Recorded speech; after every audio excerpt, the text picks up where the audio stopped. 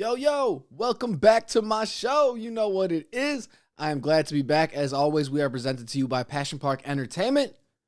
You know what it is.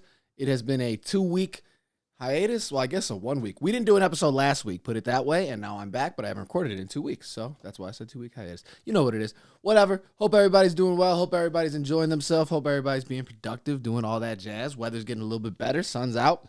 You know what it is. I was doing some yard work today. But in the meantime, since I recorded the last episode, I did just drop a new music video. It's called Level Up. That song is on The Connection, which is a new little EP that I dropped off for 420, 3 songs on there. But Level Up is a song that I self-produce. If you want to go check out that music video, go to passionparkent.com. You can see that along with all of our other new stuff. Or you can go to www.thedavidlopez.com to catch all of my new music. I will be dropping some new music coming up here soon. So, as always, stay tuned. You know what it is. Let's get into it. David Lopez is the name. It's my show. Welcome to it. Oh, yeah. It's nice to be back recording, you know. I have been working on a lot of other stuff. I honestly should have recorded an episode last week. I wasn't planning on taking the week off. But I was actually really working on that music video. That was super fun to shoot. Shout out to my guy, Jesus Rodriguez, who shot that.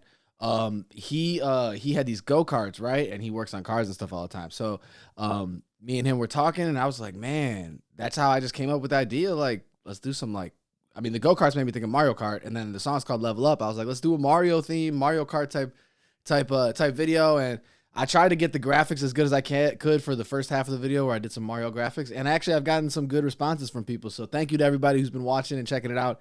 It was a super fun video to shoot, so I really hope you guys enjoy it. But stay tuned for more. As always, I know I was doing the song every week thing for the first couple months of the year, and I'm going to get back to releasing a lot more frequent songs. I think now I've dropped 14 songs in this year, and there's been like 19 weeks or something like that, maybe 20. So whatever, but there's gonna be some more projects coming up here and some more songs coming up here. So I'm excited to drop all that new stuff. I was just recording right before this, and I just finished another joint, so I'm excited about that. You know what it is. But I'm gonna work on making the video for the Level Up video, but I'm kind of mad at myself because I didn't get some of the scenes that I wanted to for behind the scenes because the go-karts actually went out on the way back. We drove like about a mile away from where we both live. In the go-karts, we drove on like the bike lane, and then we were gonna come back, and they were like out. We don't know if they were out of gas or what was going on, but we couldn't get them to start, right? Or at least one of them. So we had to walk them back, and I'm just really mad because we were walking them back along the side of the street, and neither of us filmed like on our camera phones or anything like to film any of that just to have for making the video. But I'm gonna put something together so you can see how I did that. All the Mario stuff in the park I shot by myself, solo dolo, so that was kind of funny because I was just jumping at nothing that was there, and then obviously I put the graphics in later, so I looked pretty hilarious. So anyways, hope you guys enjoy that Level Up video out now. That is let me think here. So My Biz, It's Okay, Crossing Lines, The Crown, and now Level Up. That's my 5th music video this year. We've been working, son. We've been working. And guess what? I'm shooting another this weekend. Actually, it might be more than one, but I'm shooting parts of a couple this weekend. I'm taking a fun little trip with the homies. So I'm excited. About that. Probably be the last trip for a while. This baby's coming soon here in our family. So we are excited about that. And you know what? Since I didn't record last week, I should mention Happy Mother's Day to everybody out there. I hope you got to enjoy some time with your family during that holiday. That's always a special one. I did get to see some of my family. So that was good. That was good. All right. Now, my music topic for the day, the timing is a little bit off since I wanted to talk about the Level Up video a little bit there. But we're gonna get into my music topic, which is gonna be quick here, and then I'm gonna talk NBA because we're coming up on the playoffs, and then I'm gonna hit you with some bets and some what to watch as we get out of here, as we normally do. So I'll keep it fast here. But my music topic, real quick, this week is marketing, honestly. So because I've been really trying to dive back into this, I go through these phases, I guess you could call, every couple of months where I'm like, I'll be diving in on the mixing, and then a month later I'm diving in on the advertising. I need to tie it all together, but really what happens is you learn things every time you dive in, and then you take that, try to implement it, and then if you feel you need to dive in again and learn more, you do it again. That's kind of been my process. So nonetheless, dove back into some Facebook ads, Instagram ads. I'm really trying to figure this shit out. But what I wanted to talk about was the mental, the block that I had really honestly was early on. in this, I feel like I got taken advantage a lot financially by people now who maybe they thought they were actually helping my career, but there was all these like PR firms. I thought you just had to spend money. I definitely spent marketing money in ways that I wish I hadn't, but I mean I learned, but like I didn't have the people like now you can go on YouTube, and I probably could have back then, but I didn't. I guess I just didn't have the knowledge, whatever, to think about that.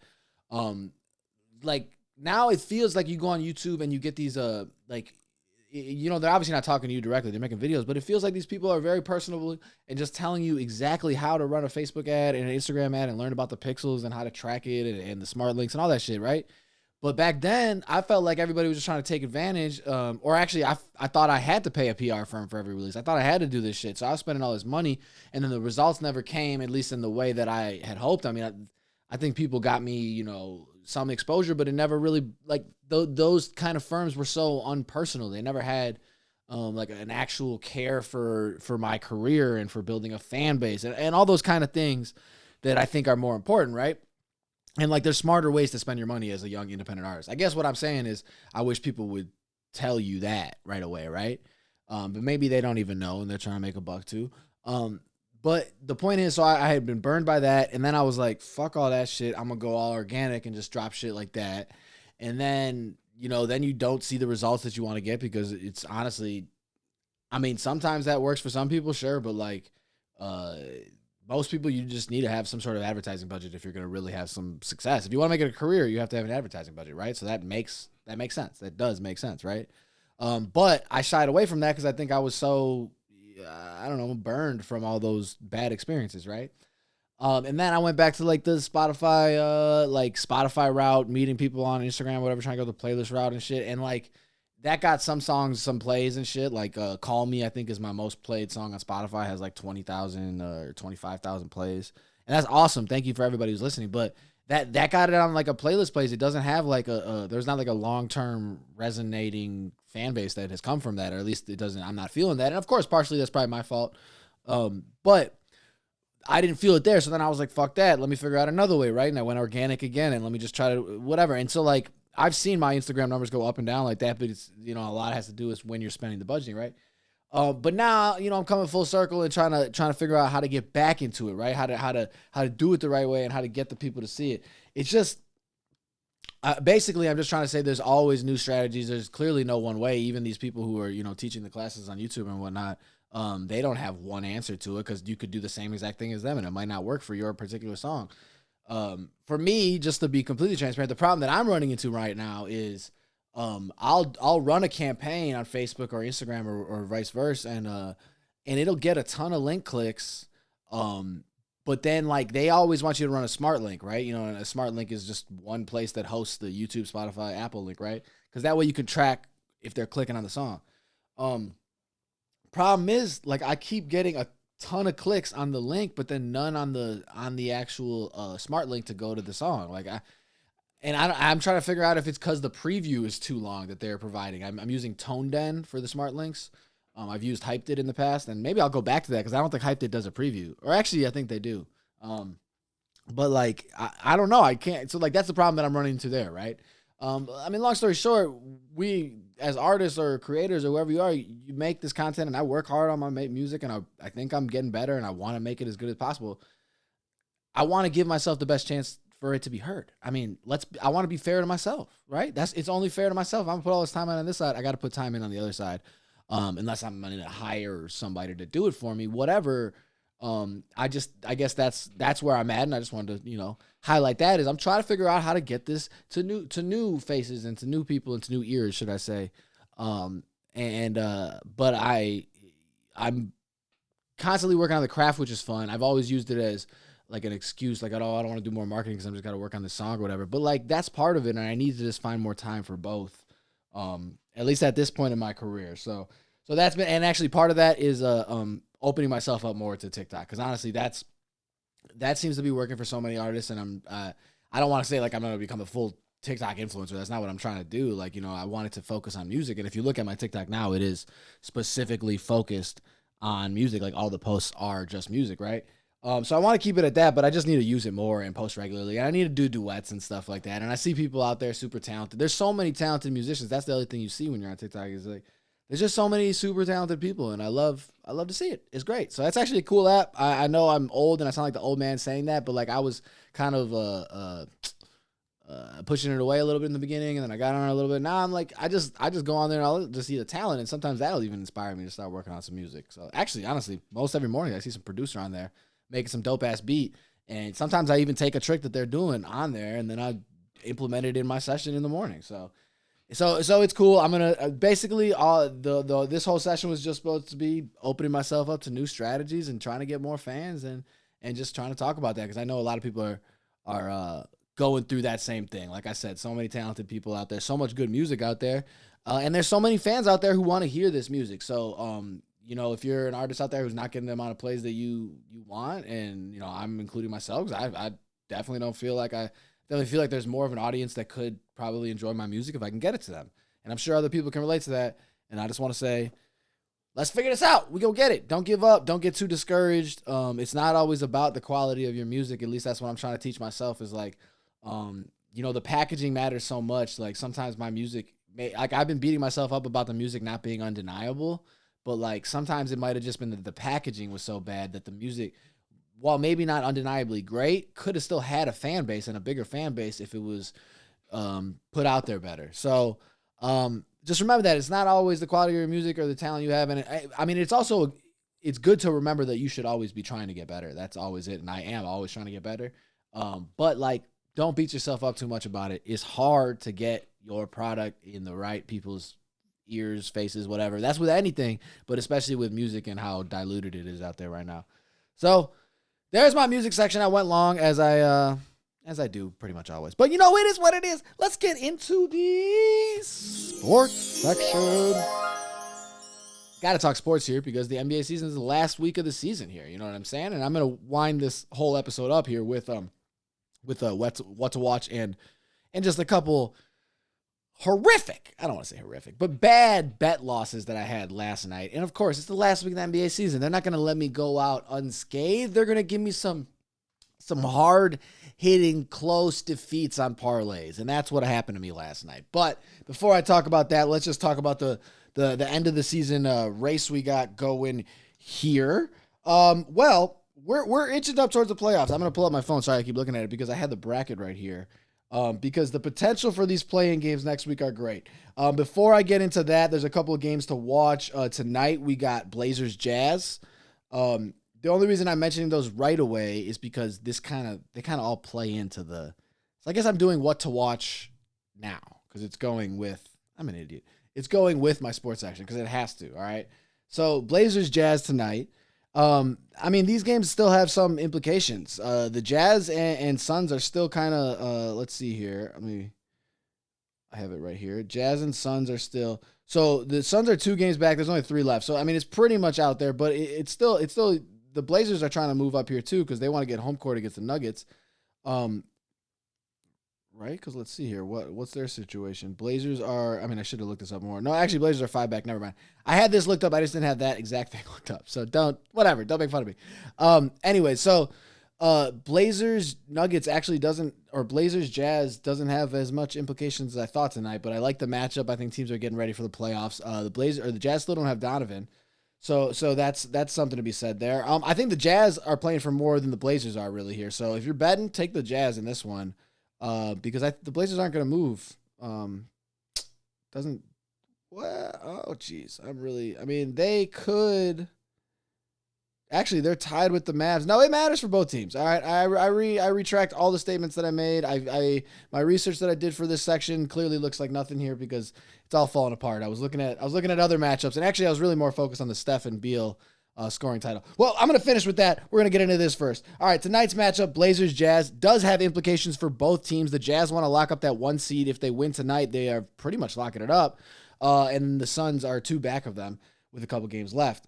Now, what's interesting about the Suns being in a 2 seed and having like the best team they've had for their franchise in a long time is that they, unfortunately, if this season ends today and it doesn't move, but, of course, some of these things can move, they would be playing the winner of the Lakers versus Warriors in the first round. Right now, the Lakers and Warriors are matched up for that first play-in game of that 7-8. The winner gets the 7 seed.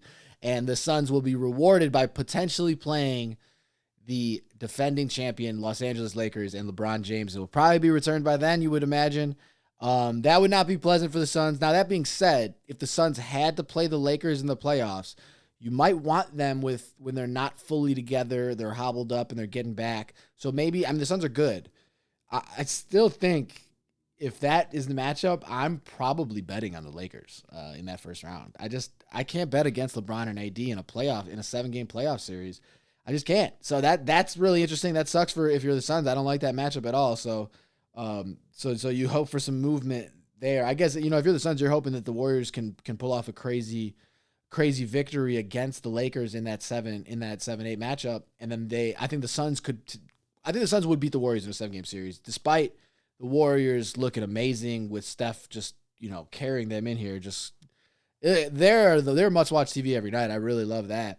But I think the Suns would, if I had to make that pick, we'll see where it all shakes out. But I think the Suns could at least, I'd feel more confident as a Suns fan if you had the Warriors coming in there.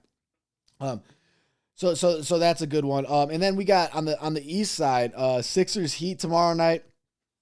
And that has implications for the Heat, really. Sixers are pretty much locked up in that one. The Heat and the Knicks are moving around 5-6 here. There's potential for the Bucks to play the Heat in the first round, which I know the Bucks don't want after they got dominated by them last year. The Bucks are a little bit different. They got Drew Holiday, but still, you don't want that Heat matchup. But right now, as it falls, the Bucks would be playing the Knicks in the first round. Heat would be playing the Hawks. I think both those entertaining matchups, I would take the Heat over the Hawks, and I would take the Bucks over the Knicks, but it'd probably be a good series, I think. I think as it stands, the Sixers kind of have the best run to the conference finals. They would likely have to beat. They'll probably play it could be the Wizards, Pacers, or Hornets, or Celtics in the first round. I think I don't know, but either way, they'll take care of those teams. And then they might play the Heat in the second round. It could be a good series, but I think they're just better. The Embiid's on a mission. So I think that I'm pretty much penciling in the Sixers to the conference finals there. This is exciting stuff. Play-in tournament starts next week. Suns Blazers also play tomorrow night, so that actually, like I said, matters for the Blazers because they're trying to figure out that 5-6 matchup between. They'll either play the Clippers in the first round or the Nuggets in the first round. I think that the Blazers want to play the Nuggets without Jamal Murray. That'd be my guess there. Whatever. We're guessing as to who they want to play. I'm just saying from a basketball fan standpoint. But yeah, the Suns, if the Jazz win tonight and the Suns, they could pretty much be mathematically eliminated from that 1 seed, so it might not matter for them as much tomorrow night, but it's still a good matchup. Get to see them before the playoffs start. But now, here's the interesting thing going into the final weekend that I like, the little subplot that I want to follow is the scoring title, right? So Steph currently is in first. He's averaging 31.8. Beal is averaging 31.4. Friday night, both teams play. Wizards play at 6. Warriors play at 8:30. Sunday, which is the last game of that last day of the regular season, both teams also play, but the NBA has not announced times. Now, I would love if they could do it a way where one game is finished before the other game so we know what the other person needs to score to get the title. Ideally, I would like the Beal game to be first and then Steph to have the night game so we could, there could be a potential that Steph needs 40 or 50 or something like that to make sure he locks up the scoring title. I think that would be some awesome entertainment. Besides, just watching good games, that would be some cool subplot for the weekend. So I'm excited about that. And as I get out of here, I mentioned to you that I was going to tell you about a very upsetting bet situation I had happen to me last night. Well, so I had a 3-way parlay going, right? It was Nuggets minus 5.5 against the Hornets. It was Pistons to lose against the Timberwolves, so Timberwolves took care of that real easily, and then Heat to beat the Celtics. Those two happen easily, right? Nuggets are up, they were up pretty much the whole fourth quarter, but then the Hornets, of course, make a run. I'm like, God damn it, I'm getting worried here. They're up 7, right? The Nuggets are with I don't know how much time was left. There was like 10 seconds left. They missed 2 threes, the Hornets do. Get a third rebound and then make the corner 3, of course. I knew it when they kept getting the offensive rebound. They're going to make it. They cut it to 4. I'm like, shit. But then they fouled Austin Rivers. So I'm like, okay. But I didn't have a good feeling about this. He needs to make both for them to cover here and for me to win this bet, right? Makes the first. They're up 5. There's 4 seconds on the clock now. clanks the second off the front right of the rim. I knew he was going to fucking miss it. I never liked Austin Rivers. This didn't add to it. God damn it. And then the Hornets just missed a three. And like at that point, I almost want the Hornets to like make a crazy run there at the like hit another three to make it like a 2-point game. To just not make me feel that way. So Austin Rivers, and here's the fucked up thing. I decided to round robin that parlay because I trusted it so much. So that means you bet all the options of it. So like I would have won like way more. Just goddamn it, 1 point upsetting by that. But really they lost it by not getting the rebounds on the last possession. So there's the coaching point on there. And then I had Knicks to beat the Lakers and Warriors to beat the Suns. Warriors beat the Suns last night, and the Knicks lost by 2 in overtime to the Lakers. That was a nice little double underdog parlay that I was confident about, and I lost by 2 points. So technically, I lost 2 parlays by a total of 3 points last night. That was heartbreaking. That hurt, but it is what it is. I didn't even mention my Bulls in this episode, but there wasn't much to mention. Levine's back, which is good, but they're out of the playoff race, really. I think they're technically still in it. They're like 2 back with 2 left, but they're out of it. I don't even know. We'll have to do a breakdown to see, talk about the end of the season, what we even think, what they are going forward. I mean, we're going to try to get we're going to get a lottery pick. Hopefully we get a high pick here, and that can add on to Levine and Vooch. But we'll break down what we think is left of this Bulls roster next year in an upcoming episode. Thank you all for listening. As always, enjoy the rest of your week. I'll be back next week with another episode talking about these playing games and these NBA playoffs. I'm excited to do that. Make sure you go watch the Level Up music video. Go to passionparkent.com. Go to www.thedavidlopez.com. Can't talk. I don't know. All right. One love, guys. See you.